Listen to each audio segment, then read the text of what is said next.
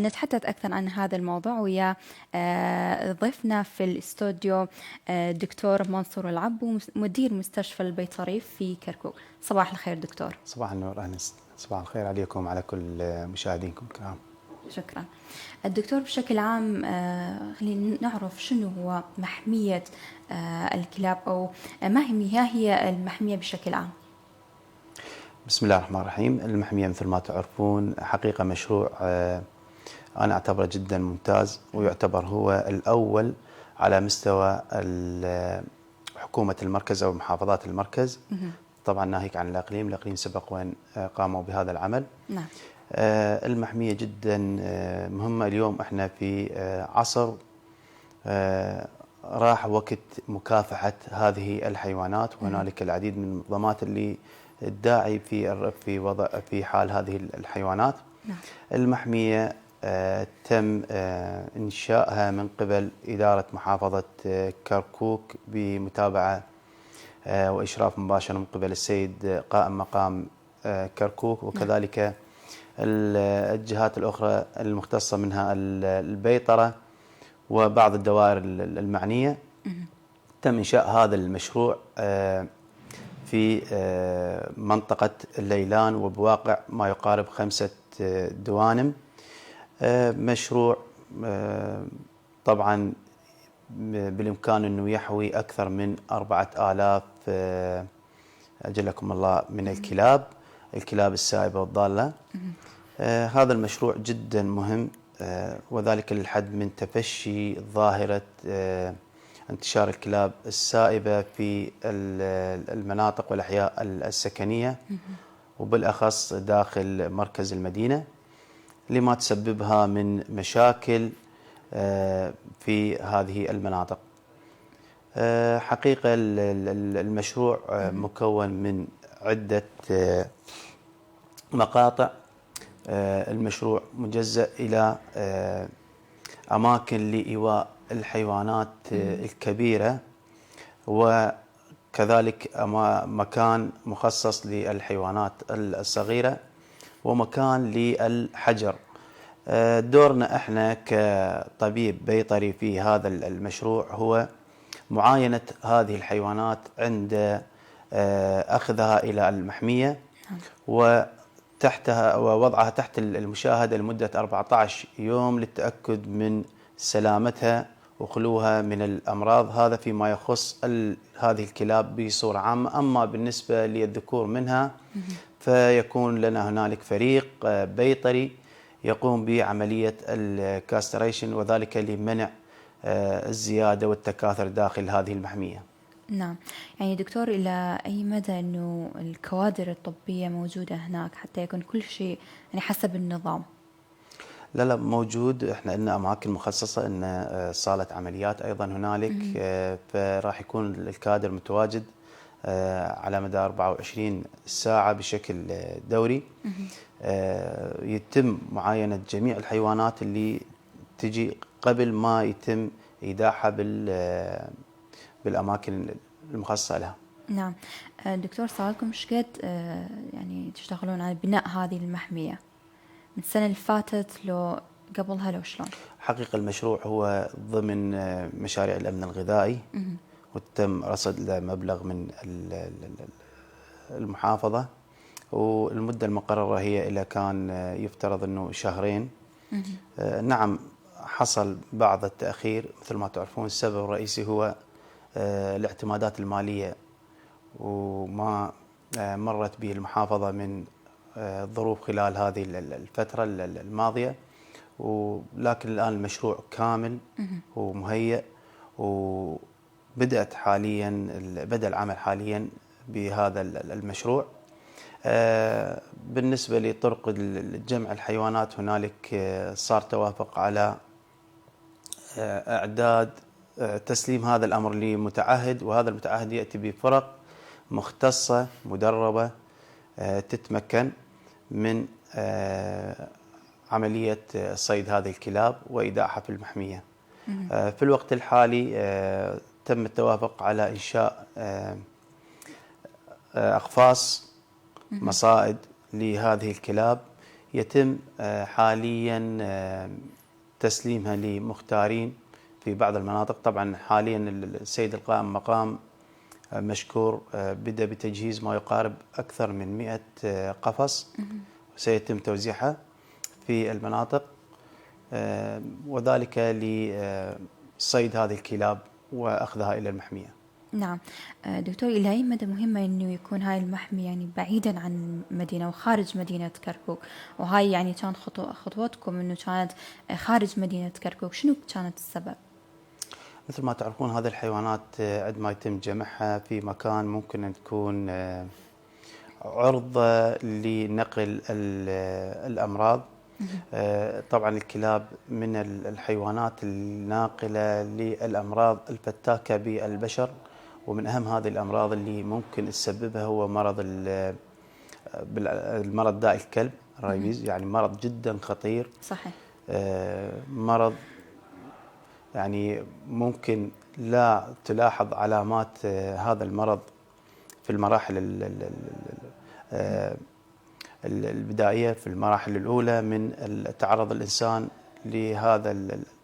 لأذية هذا الحيوان أو عضة من هذا الحيوان، ولكن تلاحظ أنه بعد فترة من الزمن تظهر العلامات بعد تقدم، فبالتالي يصعب علاج هذه الحالة. صحيح. ممكن بنسب عالية تؤدي إلى الوفاة. نعم دكتور، شلون يعني المواطنين يقدرون يتواصلون ويا المحمية إذا أكو مثلا كلاب تكرمون في مناطقهم، لو يعني أكو كلاب سائبة في هاي المنطقة، شلون نتواصل ويا المحمية؟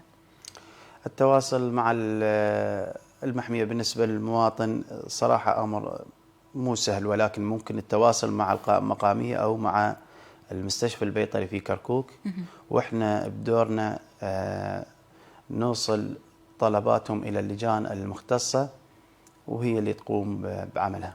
نعم، في الفترات الماضية يعني كانت في بعض المناطق حتى يعني الأطفال والكبار السن ما يقدرون يطلعون من بيتهم، يروحون للسوق للمدرسة لو للشغل. يعني إلى أي مدى كان يعني الكلاب السائبة أجلكم الله يعني يشكل خطورة على حياة المواطنين؟ هو حقيقة مثل ما قلت لك الكلاب السائبة هي سبب رئيسي في انتشار هاي الأمراض، وكذلك حتى أمراض أخرى، أمراض طفيلية، أمراض فطريات غيرها، عند ملامسة حتى الحيوانات الأليفة من عندها من قبل الأطفال وغيرها. وسبب تفشي هذه حقيقة هو يعود إلى إيقاف مكافحة هذه الكلاب طوال فترة العام الماضي تقريبا، وذلك كون تم تخصيص مبالغ لإنشاء المحمية وإيقاف دعم هذه الفرق التي كانت تعمل على مكافحتها. نعم دكتور، شنو كان السبب انه هاي يعني كثرة الكلاب السائبة؟ شنو كان السبب التكاثر الكثير لهذه وهذا الكلاب؟ التكاثر هو موجود على مدار السنوات كلها، يعني السنوات السابقة وحاليا ماكو فد شيء غريب بالأمر. الغريب الوحيد اللي صار، التغيير اللي صار هو أنه مثل ما قلت لك هاي الفرق اللي كانت سابقا لدينا فرق تطلع بالتعاون مع المقامية، بالتعاون مع قيادة الشرطة، بالتعاون مع البلدية للقضاء على هذه الكلاب السائبة، وبالتالي كانت الأعداد محدودة يعني. أما بالآونة الأخيرة وخلال هذا العام الماضي صراحة تقريبا توقف نقدر نقول 100% عمل هذه الفرق، وكان التوجه حول إكمال المحمية وإيداعها داخل هذه المحمية. نعم دكتور، يعني الكلاب السائبة فقط داخل كركوك تأخذوهم للمحمية لو من أطراف كركوك همينة مثلا دعقوق وإلى آخره؟ لا بالتأكيد، هو يتم جمعها من جميع الأماكن، وبالأخص طبعا مراكز المدن، يعني من كركوك، من الحويجة، من داقوق، من كوبري، من كلها، من أي وحدة إدارية يوجد بها كلاب سيكون هنالك فرق بالتعاون مع مسؤولين الوحدات الإدارية اللي موجودين هناك بالمنطقة، ويتم جمعها وإيداعها في المحمية. نعم، إذا تحدثنا عن مستشفى البيطري كركوك وأهم نشاطاتكم اليومية شنو، وأهم خطواتكم الجاية شنو؟ المستشفى البيطري في كركوك طبعا عنده العديد من النشاطات، عندنا منها الكشوفات، منها الحملات الوقائية المجانية اللي يقوم بها، ومنها أيضا المعالجة، منها أيضا عندنا عمليات جراحية، عندنا عمليات تلقيح الاصطناعي. يعني هو عملنا عمل إشراف على الثروة الحيوانية والمحافظة عليها من الأمراض بصورة عامة. كان لنا خلال السنة الماضية العديد من الحملات، العديد من المسوحات والكشوفات الميدانية، وكذلك الإشراف على آلية تسويق الحيوانات، سواء كان اللارج أنيمال أو الدواجن بصورة عامة. نعم. دكتور، شنو الأمراض المنتقلة من الحيوانات إلى البشر أو إلى المواطنين؟ يعني شنو أكثر الأمراض المنتشرة حاليا؟ حاليا والحمد لله لا يوجد أمراض، ولكن احنا مقبلين على موسم الربيع والصيف. طبعا بهذه الفترة عندنا من أهم الأمراض اللي تنتقل من الحيوانات إلى الإنسان هو مرض الحمى النزفية، واللي المعروف عنه السبب الرئيسي له هو طفيلي القراد. احنا بدورنا كأطباء بيطريين طبعا يقع على عاتقنا أكثر من 70% من آلية إيقاف انتقال هذا المرض، وذلك من خلال الحملات المجانية اللي نقوم بها من رش وتقطيس للحيوانات والحظائر. نعم. دكتور، يعني إذا لا سمح الله أنه تعرضنا للعض من الكلاب السائبة، شنو أهم شيء، أول خطوة أو الإسعافات الأولية اللي لازم نسويها؟ صراحة هذا الموضوع هو في غاية الأهمية. أحب أوضح بعض النقاط اللي نحن نعتبرها نقاط جوهرية عنا. نعم. هذا يكون بمرحلتين. المرحلة الأولى فيما إذا كانت الإصابة للشخص المصاب وهو داخل المدينة، عليه التوجه مباشرة إلى أقرب مستوصف، إلى أقرب مستشفى، وأخذ الحقن اللازمة واللقاح لإيقاف انتشار هذا الفيروس داخل الجسم. أما إذا كان في المناطق النائية، مثل ما تعرفون المناطق النائية يصعب إيصالهم بعض الأحيان، خصوصا إذا ما كانت فترة التعرض لهذه العضات في أوقات متأخرة، يصعب إيصالهم إلى المراكز وللحصول على إسعافات ضمن من قبل القطاع الصحي. فهنالك بعض الإجراءات اللي يمكن هو يستخدمها نعم. للحد من انتشار هذا الفيروس داخل جسمه. أول شغلة يقوم بها طبعا غسل مكان العضة بالماء والصابون لمدة 5 دقائق، تشطيفها جيدا.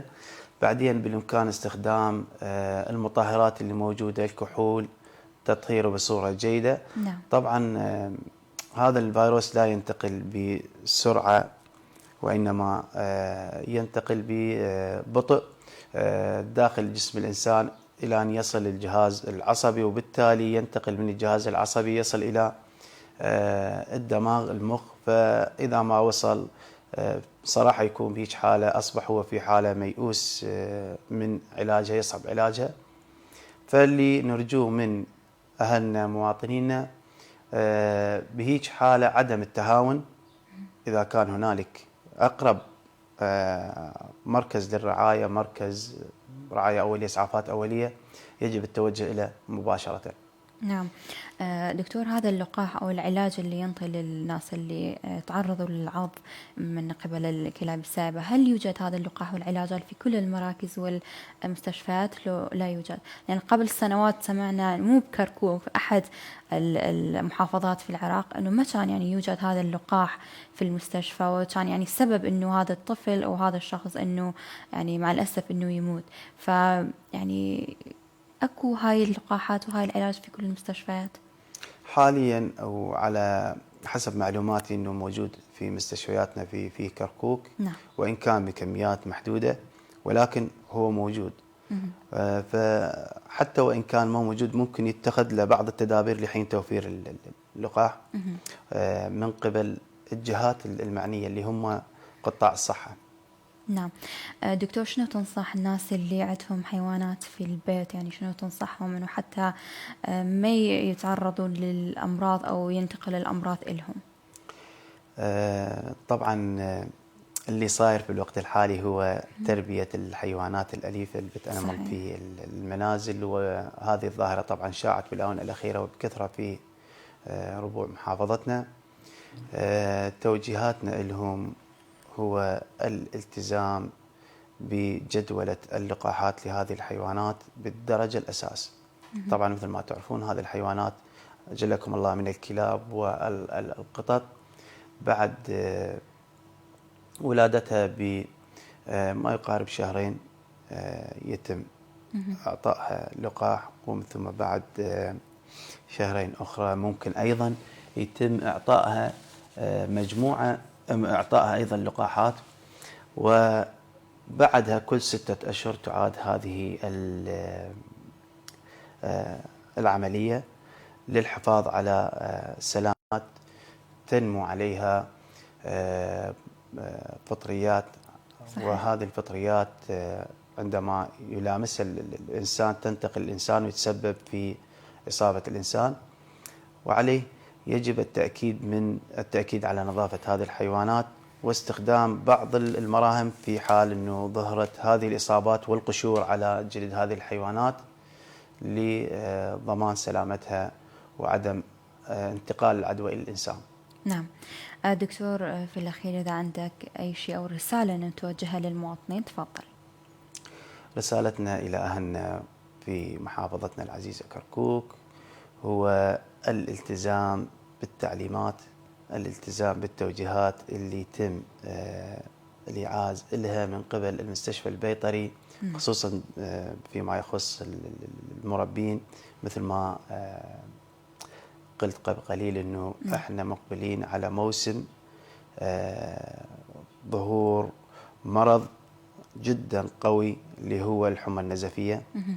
الالتزام بالإرشادات اللي تصدر، عدم ملامسة الحيوانات بصورة مباشرة جهد الإمكان. صحيح.